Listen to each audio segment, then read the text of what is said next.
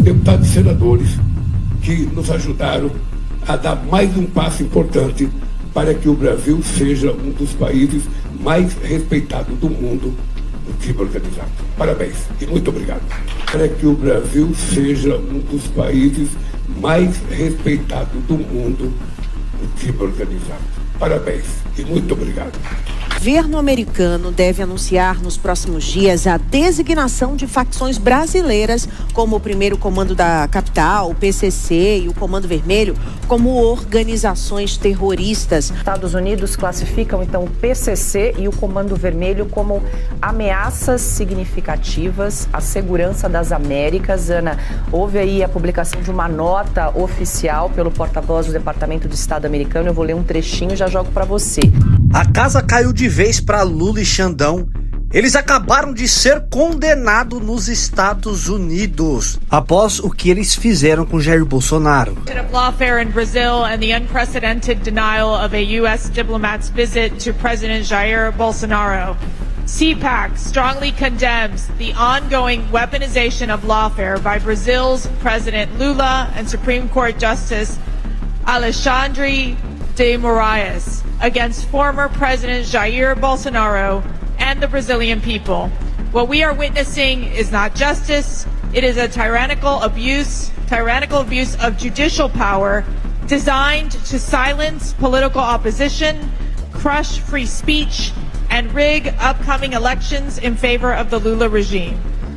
Justice de Moraes has turned Brazil's judiciary into a political weapon, imposing unjust convictions, censoring orders, asset freezes, and restrictions that have turned President Bolsonaro into a political prisoner.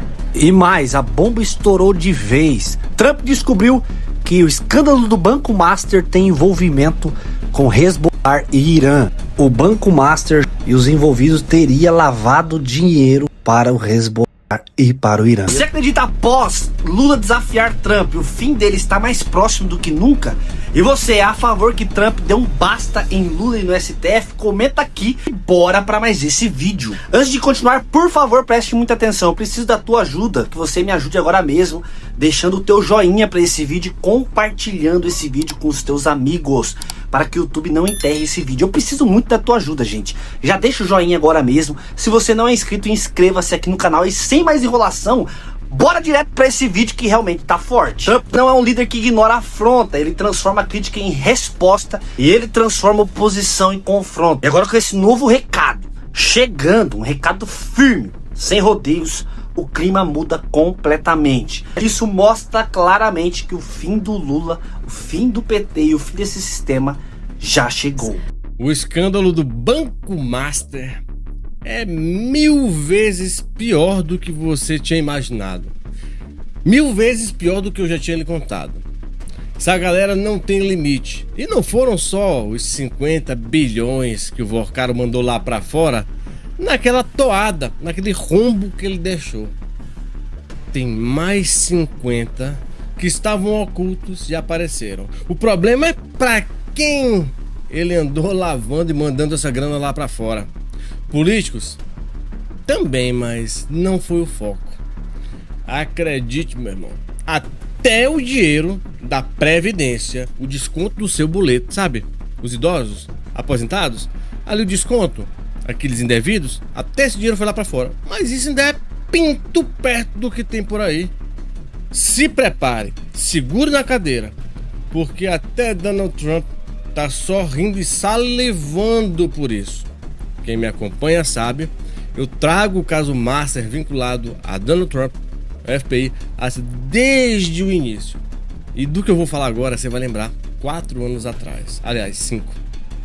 Respirou fundo? Toda a CPMI do INSS nos soltou que pelo menos 40, aproximadamente 50 bilhões de reais, não é mi, são bilhões de reais, compõem e foram jogados, arremessados lá para fora através de uma rede de lavagem de dinheiro. E sim, senhor, vinculados e veiculados diretamente ao Banco Master, em sua gigante esmagadora maioria. Que tem que ter uma cara de pau uma cara que não treme, uma cara de bandido, tem que ter um espírito de porco pra fazer isso que ele fez.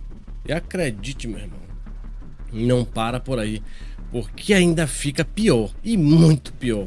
Meu amigo, Moraes surtado, Alcolumbre surtado, Lira surtado, Mota surtado. Por quê? Essa galera aí, o Lira, o Mota, o Alcolumbre foi um que pegou a grana lá do Amapá, da Previdência, convenceu o governador a meter no CDB do Banco Master. E ele pagava um percentual, salvo engano, de 2.000% sobre os juros para a pessoa. Dava uma grana, uma prata. Mas só que o lance é o seguinte, meu irmão. Eu expliquei ontem para vocês o que é que rolava e como rolava. E a gente vai aplicar o mesmo raciocínio aqui agora. Esse pessoal tá desesperado. Porque não é que vá sobrar cadeia. É só uma questão de tempo. Eu não sei como esse pessoal almoçou, jantou com um mafioso, com um líder de gangue, de organização criminosa, e estão decidindo se Bolsonaro vai para casa ou não. Que conversa, que país é esse? Miserável. País não, né? Sacode de vagabundo. Enfim, olha só o rabo que a gente tá metido aqui. Meus amigos, o relator da CPMI do INSS descobriu uma rede de lavagem de dinheiro brutal, tá? O Alfredo Gaspar. Ele apontou uma conexão das fraudes previdenciárias com o PSC e um grupo que faz medo para os outros, de terror. O tal do Rebolar. Lembra que eu tinha falado sobre isso? Sobre a China, Rebolar, o Rama, a galera toda unida, apoiando o Irã, apoiando a Venezuela, apoiando a Rússia apoiando a galera. Essa tríade toda apoiando, se unindo com o Islã e trazendo então essa bagunça para o Brasil. Quem me acompanha há anos sabe que eu venho pelo menos há meia década falando disso. Não é novidade. Mas agora o negócio ficou louco demais. Meus amigos, a dimensão é ampla demais. O negócio, o bagulho é muito louco. Cara, o Vocaro é um cara que ele não é que ele tenha um demônio dentro, ele tem uma legião. É um cara perigosíssimo. É um cara que eu não daria bom dia. Eu não quero nem perto de mim. E o Moraes via na casa dele e botou a família dele pra trabalhar pro cara. Vem dizer pra cima de mim que ele não sabia que o maluco era bandido? Pô, pera lá. Olha só as palavras do presidente da CPMI. Escuta que eu vou te explicar. Por favor, confia em mim, fica comigo. Você vai entender a gravidade do que tá rolando. Agora, isso vai trazer uma coisa boa pra gente. Em que pese os pesares. Chegamos a uma rede de lavagem de dinheiro de quase 40 bilhões. Não são 40 bilhões. Que vai desde o RES até o PSC. Um mecanismo que coloca o Brasil nesta rota internacional, afirmou. Entramos pelo INSS, descobrimos por meio dessa entrada de 150 milhões uma rede que nós não esperávamos. Ou seja, do INSS 150 milhões mandaram para lá. E aí descobriram uma rede, meus amigos, simplesmente uma rede quase, posso dizer, diabólica. Parece que o demônio veste toga. É impressionante como pode se meter com essa raça, com esta laia. Meus amigos, simplesmente nós estamos hoje diante de um Banco Master, de outros bancos também, mas principalmente o Banco Master, atuando na lavagem de dinheiro através da REAG, através do próprio banco, pro PCC e pro grupo de medo do tal do Rebo. Eu não tô falando RES, né? Você entende o porquê. Nós estamos, o Brasil hoje, o sistema financeiro brasileiro comporta a lavagem. Entenda que o problema não são os 40 bilhões. O problema é que, como eu disse ontem, para quem assistiu o vídeo sobre a China, o sistema do Banco Master ele foi criado não para ser um banco, mas sim para ser um complemento de um sistema maior de lavagem de dinheiro para o tráfico. E aqui está a prova, só que agora a galera tá lavando dinheiro para grupo, para gente que explode, não é caixa eletrônico. Também, porque o PCC faz isso, explode caixa eletrônico, a bandidagem dá uma lambida ali nas costas do outro, rouba, bate uma carteira, faz uma molecagem, pega umas propinas, corrupção. Mas não, Vocaro, Banco Master, não se contentaram com isso, não. Não, porque só isso, pô. Tem que ser pior, tem que espírito de porco mesmo, valendo, mano. Os caras começaram a lavar dinheiro pra gente que explode pessoas. Deu pra entender? Gente que faz cabum. E pronto, game over. E nunca mais. Of lawfare in Brazil and the unprecedented denial of a U.S. diplomat's visit to President Jair Bolsonaro. CPAC strongly condemns the ongoing weaponization of lawfare by Brazil's President Lula and Supreme Court Justice Alexandre de Moraes against former President Jair Bolsonaro and the Brazilian people. What we are witnessing is not justice, it is a tyrannical abuse of judicial power designed to silence political opposition, crush free speech, and rig upcoming elections in favor of the Lula regime. Justice de Moraes has turned Brazil's judiciary into a political weapon, imposing unjust convictions, censoring orders, asset freezes, and restrictions that have turned President Bolsonaro into a political prisoner.